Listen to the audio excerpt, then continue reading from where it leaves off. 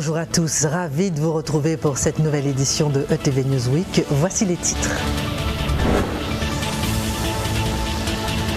78 millions d'euros, c'est le déficit de la ville de Pointe-à-Pitre. En cause, moins d'habitants, moins de commerçants et une mauvaise gestion selon l'opposition. Une avancée pour résoudre les problèmes d'eau en Guadeloupe. Les responsables politiques signent une gouvernance commune. Reste à passer à la pratique. 2 à 3 fois plus de naissances prématurées aux Antilles. En cause, la brume des sables. La cause du chlordécone serait écartée. Juste avant de développer ces titres, commençons par l'actualité de la ferme des Marais. Elle avait été fermée il y a 2 semaines pour fort soupçon de contamination à la chlordécone. Fait exceptionnel. Mais on a appris finalement que la viande produite par l'établissement n'est pas contaminée. Tout a été analysé par les autorités sanitaires. Reportage Marius Mathieu. Depuis quelques jours, les clients les plus fidèles ont pu retrouver leurs habitudes dans ce commerce. Après un contrôle sanitaire, la ferme des Marais à Basse-Terre était sous le coup d'une fermeture provisoire et des dizaines de lots de viande bovine ont été retirés de la vente. En cause, une carcasse de viande retrouvée dans cette chambre froide, sans être passée entre les mains de l'abattoir, entraînant une forte suspicion de contamination de la viande à la chlordécone. Après analyse, les produits ont été reconnus 100% conformes, mais pour le commerçant, le mal est fait. Donc on a été fermé pendant 15 jours et le préjudice s'élève à entre 25 et 30 000 euros facilement, sans compter le préjudice de l'image. Et franchement, moralement, c'était très dur que ce soit pour moi, parce que j'ai fait une faute, mais aussi parce que pour l'équipe, et l'équipe a été très soudée. Tout le monde s'est vraiment serré les coudes, mais vraiment c'est difficile pour tout le monde. Les services vétérinaires ont prélevé 11 échantillons. Sur les 11 échantillons, tous sont revenus conformes aux normes. Il n'y a eu aucun problème, que ce soit sur la carcasse, ma carcasse, ou que ce soit sur tous les autres prélèvements.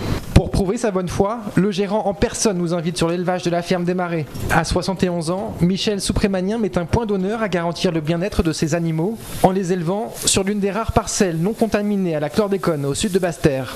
Ici on est à Bélos, on est exactement dans le troupeau où toutes les naissances se font, comme vous voyez les petits qui sont là.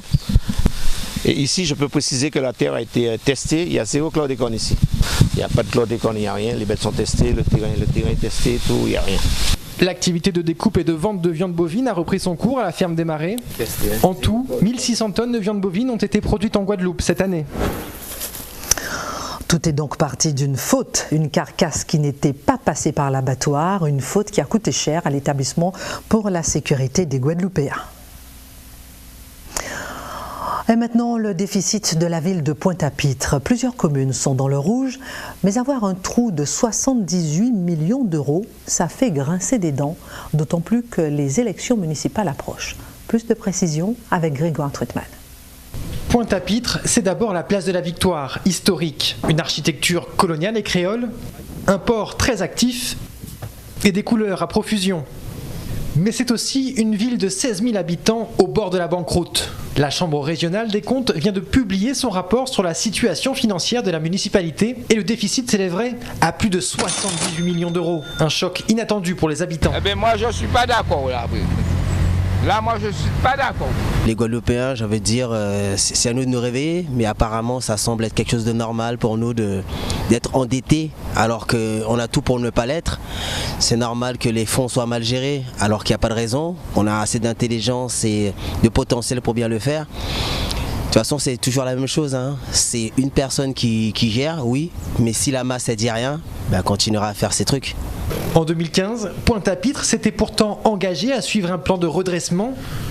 Selon le rapport de la Cour des comptes que nous avons pu nous procurer, Jacques Bangou et sa majorité municipale n'en auraient jamais tenu compte. Une situation critique qui peut entraîner l'application de l'article 21-22-16, qui peut prévoir jusqu'à la suspension, voire la révocation du maire et de ses adjoints. À Pointe-à-Pitre, cette situation pourrait profiter à l'opposition, à moins d'1 an des prochaines élections. Ça fait 30 ans qu'on cache des factures et qu'on mène une politique exclusivement électoraliste.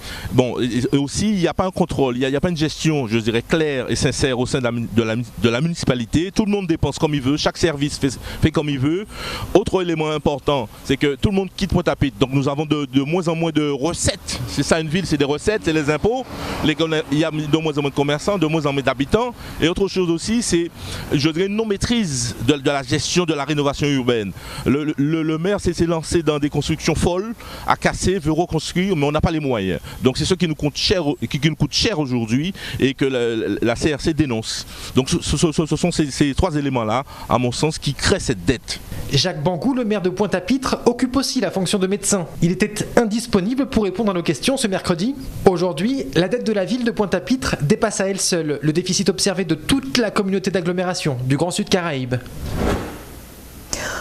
Je vous le disais, nous sommes à un an pile des prochaines élections municipales et les problèmes d'eau pèsent lourd dans la tête des Guadeloupéens. Les responsables politiques se sont entendus pour avancer ensemble sur la production, l'assainissement, la distribution en signant un accord. C'est un pas, mais le chemin à réaliser pour que l'eau arrive dans vos robinets reste encore long. Reportage Camille Rioual.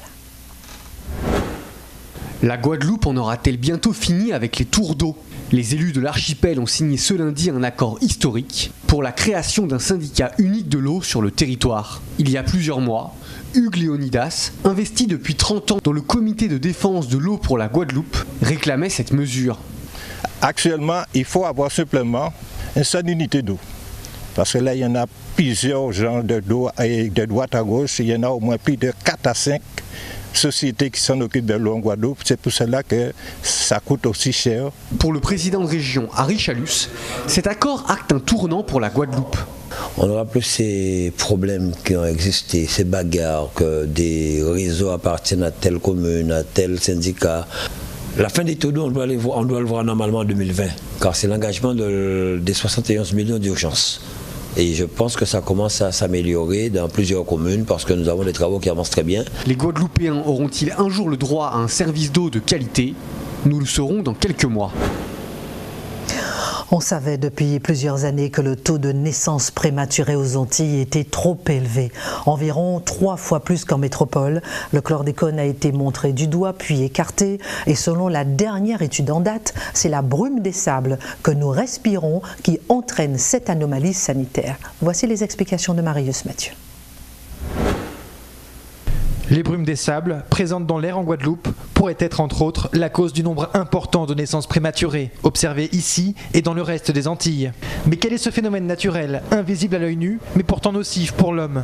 L'association Guadair surveille de près la qualité de l'air et particulièrement les arrivées des brumes des sables. Alors ce qu'on peut dire en Guadeloupe, c'est que globalement la qualité de l'air, elle est bonne, en dehors des épisodes de brumes de poussière désertique qu'on reçoit plus généralement entre avril et octobre. Comme vous pouvez le voir sur ces images satellites, les particules fines en provenance des déserts d'Afrique traversent l'ensemble de l'océan Atlantique et nous parviennent jusqu'à nos côtes. On utilise également des modèles de prévision afin de voir qu'actuellement on a très peu de particules sur l'ensemble de l'arc antillais, ce qui confirme effectivement notre indice de la qualité de l'air qui aujourd'hui est de 2, très bon. Pour recueillir des données telles que celles transmises à l'INSERM, Guadair dispose de 4 stations en Guadeloupe, dotées d'une technologie de pointe. L'appareil vient aspirer l'air extérieur qui passe dans cette colonne. Après, on a ce qu'on appelle à l'intérieur une micro-balance qui est ici, qui va nous permettre en fait de peser la quantité de poussière en fait qui va venir se déposer sur un filtre, d'accord. Et étant donné que le volume d'air qui est aspiré est connu, on arrive à calculer la concentration de poussière dans l'air qu'on respire. En cas de pic de pollution, la couleur brune des filtres laisse imaginer l'impact sur l'appareil respiratoire et la santé de l'homme. En Guadeloupe, des alertes qualité de l'air sont souvent émises par Guadair. Certains chercheurs préconisent d'aller encore plus loin en ciblant les personnes les plus sensibles. L'école Raphaël Jolivière devrait de nouveau accueillir ses élèves ce lundi. Rien n'est moins sûr. En réalité, les parents d'élèves restent très remontés. Ils ont bloqué l'entrée cette semaine car la sécurité de leurs enfants est en jeu. Il faut dire que depuis 4 4 mois. La commission sécurité risque incendie a donné un avis défavorable. En clair, il est déconseillé de recevoir du public dans cet établissement scolaire. Marius Mathieu est allé sur place. Un lundi sans école, de quoi surprendre ces jeunes élèves de l'école Raphaël Jolivière. Sous l'œil complice du corps enseignant, les parents d'élèves ont bloqué l'établissement ce matin. Ils dénoncent la dangereuse insalubrité du bâtiment. On dépose notre enfant en sachant qu'il y a un danger. Et c'est ce qu'on voudrait faire comprendre à la mairie, qu'on voudrait faire comprendre au rectorat, qu'on voudrait faire comprendre aux sous-préfets. C'est-à-dire qu'on dépose nos enfants, mais on n'est pas tranquille, on est inquiet. Vous avez ici des boulons. Ici, vous voyez qu'il manque des boulons. Donc le bâtiment n'est pas terminé, vous pouvez le constater également ici. Et vous voyez là, vous avez une auréole.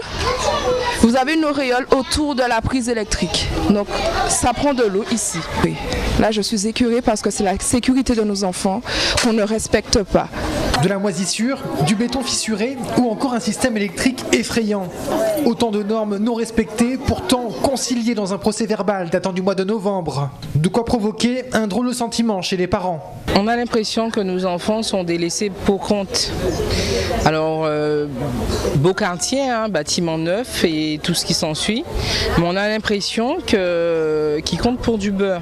Sous la pression des parents, la mairie a organisé plusieurs réunions de crise aujourd'hui. La réponse officielle est arrivée dans l'après-midi. La mairie a tout fait pour trouver des entreprises qui puissent pallier, en tous les cas, boucher les fissures, mais les tentatives pour le faire, en faisant jouer la garantie décennale, ont fait que on se trouve dans la situation actuelle. Que la préfecture nous demande de faire une mise en conformité sur ce plan-là et elle examinera d'ici la fin de la semaine la possibilité de valider un plan de sécurité qui permettra, je l'espère, une reprise des cours d'ici lundi de la semaine prochaine.